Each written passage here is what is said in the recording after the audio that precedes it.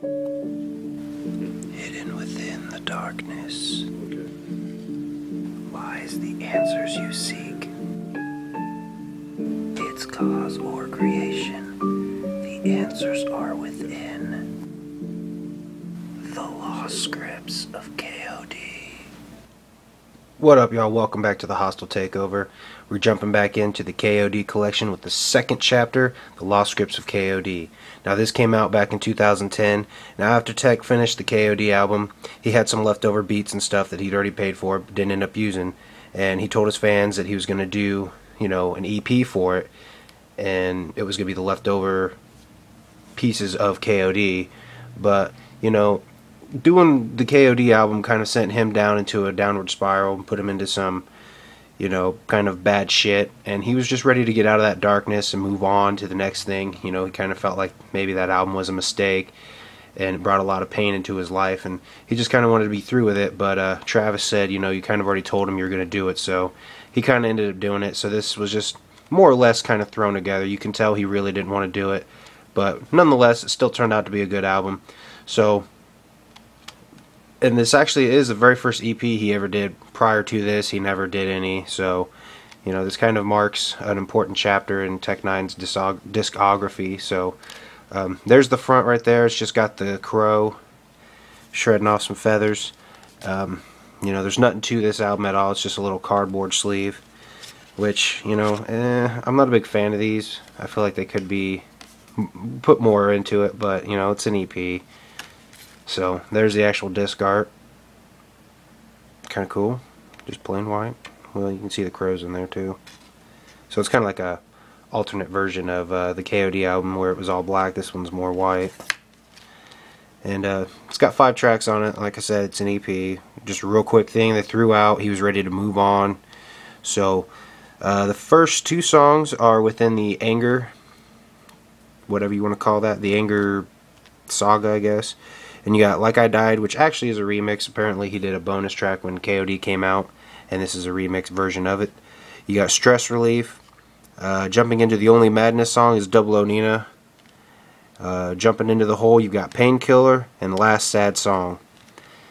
Now, favorite songs, this song, to me, this album, you got to kind of really be in the mood for. So, most of what I listen to, N9ne is a really kind of just... the beat that goes with it is just kind of like a chill kind of thing. It's actually about him being kind of like a double agent. He feels like one minute he's Tech N9ne, the next minute he's Aaron Yates. Like he's talking about how one part he's got his kids over and they're calling him daddy. The next minute he's waking up in bed with a stripper and they're calling him daddy. So just kind of the clusterfuck of his 2 lives colliding. Where one minute he's Tech N9ne, the next he's Aaron Yates. Painkiller's a good one. I kind of got to be in the mood for it because the beat, I don't know, kind of hard for me to get into sometimes. But actually, that's at the very end of that song, he says, I'm tired of doing this shit, because the whole album, that whole song right there is nothing about, all it's about is basically a pistol or a gun being his painkiller. Sometimes he gets so down and deep in the darkness and into the hole that he just wants to blow his brains out and end his pain. Stress Relief, it says it was inspired by Maxzilla's Now Scream. I've never actually listened to it, but I might just go do that. I feel like I should. But basically it's just that moment where everything just pisses you off and you're ready to just, fuck. And so, it was different. I'd probably have to say Last Sad Song is definitely my favorite off of it. Talking about how he hates doing sad songs, he hates getting into the darkness, but he knows it makes for beautiful music and shit. So, it's a good one. All around, it's definitely something to have.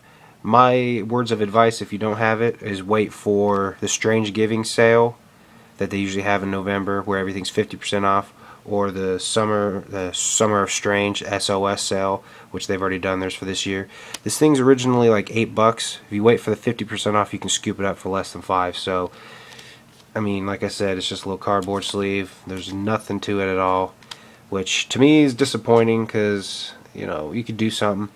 And like if any of you haven't watched my What It Should Have Been video where I talked about the 2 System of a Down albums, that's a prime example of this too. They could have easily made like fuck it, let's pull K.O.D out real quick. They could have made it to where like somehow this case or this would slide in somehow, you know, or shit. I think it'd be kind of cool even if they come out now that they've got 4 albums that's part of the K.O.D collection. If they actually came out with like a re-release, a collector's edition, if you will, where all 4 of them will fucking slide together or some shit. That'd be pretty sweet. But there you go, guys. Here's chapter 2 of the K.O.D saga. The saga continues. We're going to jump in and do the next one, so stay tuned. And the hostile takeover is coming close to an end. We got what, little over a week, just what, 8 days left till something else comes out. So hype as fuck, guys. Stay tuned. We're going to take a look at Seepage next.